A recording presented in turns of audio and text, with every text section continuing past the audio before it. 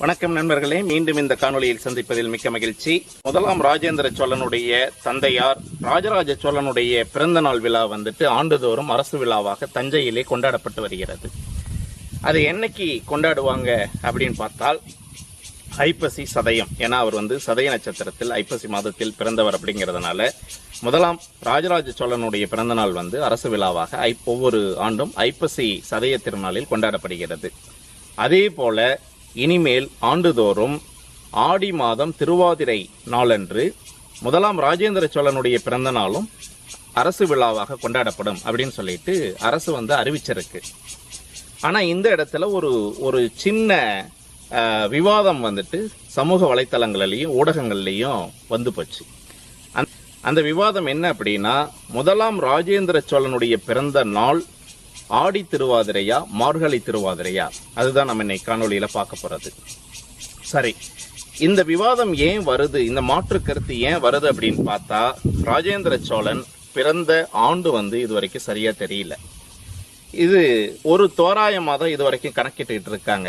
அதாவது எப்படின்னா, அவர் பதவிக்கு வந்த ஆண்டு அவருடைய 50வது வயது. அதாவது அவர் 1014 முறைப்படி சோழ பேரரசனுடைய அரியணையில் மன்னராக அமர்ந்தார்.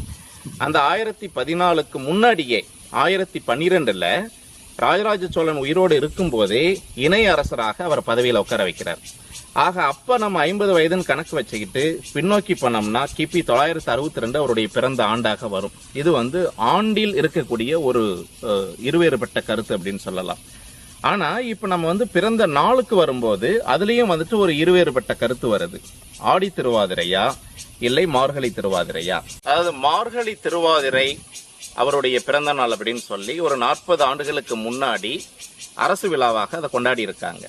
இது எந்த அடிப்படையில் மார்கழி திருவாதிரை முதலாம் ராஜேந்திர சோழனுடைய பிறந்த நாள் அப்படின்னு கொண்டாடினாங்கன்னா, திருவொற்றியூர், அதாவது சென்னைக்கு பக்கத்துல திருவொற்றியூரில் இருக்கக்கூடிய தியாகராஜ சுவாமி கோயிலில் இருக்கும் ஒரு கல்வெட்டின் அடிப்படையில். இந்த கல்வெட்டை ஆராய்ந்து விளக்கியவர்கள் 2 பெரும் வரலாற்று அறிஞர்களான திரு KA நீலகண்ட சாஸ்திரி அவர்களும் TV சதாசிவ பண்டாரதர் அவர்களும். அந்த கல்வெட்டுல மார்கழி திருவாதிரை பற்றி குறிப்பிட்டிருக்கு. மார்கழி திருவாதிரை சிவனுக்கு உகந்த நாள், அதனால சிவபெருமானுக்காக திருவிழாவாக கொண்டாடப்படுவது வழக்கம்.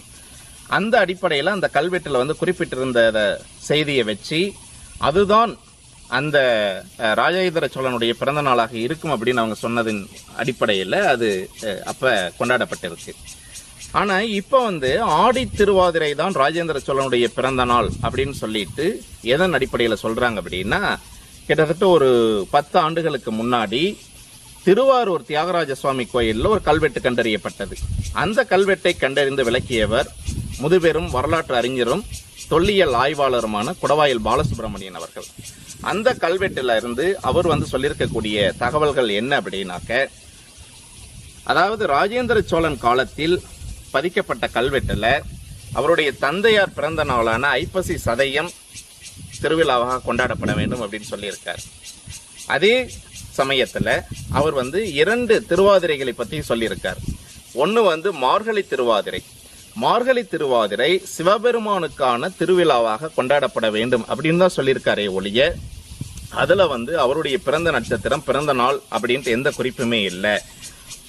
அந்த 2 நாட்களை தவிர 3வதாக தன்னுடைய பிறந்த தினமான ஆடி திருவாதிரை அதையும் திருவிழாவாக கொண்டாடப்பட வேண்டும் அப்படின்ட்டு அந்த கல்வெட்டுல குறிப்பு இருக்கிறதா அவர் சொல்லியிருக்கார்.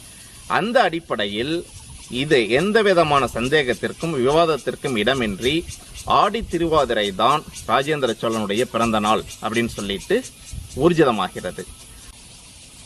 ஆக அந்த அடிப்படையில் இனிமேல் ஆண்டுதோறும் ஆடி திருவாதிரை திருநாள் அன்று முதலாம் ராஜேந்திர சோழனுடைய பிறந்த நாளாக, அதுவும் அரசு விழாவாக அவருடைய தலைநகரமாக இருந்த கங்கை கொண்ட சோழபுரத்தில் கொண்டாடப்படும் அப்படிங்கக்கூடியது நமக்கெல்லாம் மகிழ்ச்சிக்குரிய ஒரு செய்தி, வரவேற்கப்படக்கூடிய ஒரு செய்தி. என்ன நண்பர்களே, சோழ பேரரசனுடைய பெரும் புகழை கடல்களை தாண்டி தென்கிழக்கு ஆசியாவின் வெவ்வேறு நாடுகளில் புலிக்கொடியை பறக்கவிட்ட மாபெரும் மன்னனான முதலாம் ராஜேந்திர சோழனுடைய பிறந்த நாள் இனி ஆண்டுதோறும் தமிழக அரசு விழாவாக கொண்டாடப்படும் அப்படிங்கிறது நமக்கெல்லாம் பெருமையும் மகிழ்ச்சியும் தரக்கூடிய ஒரு செய்தி.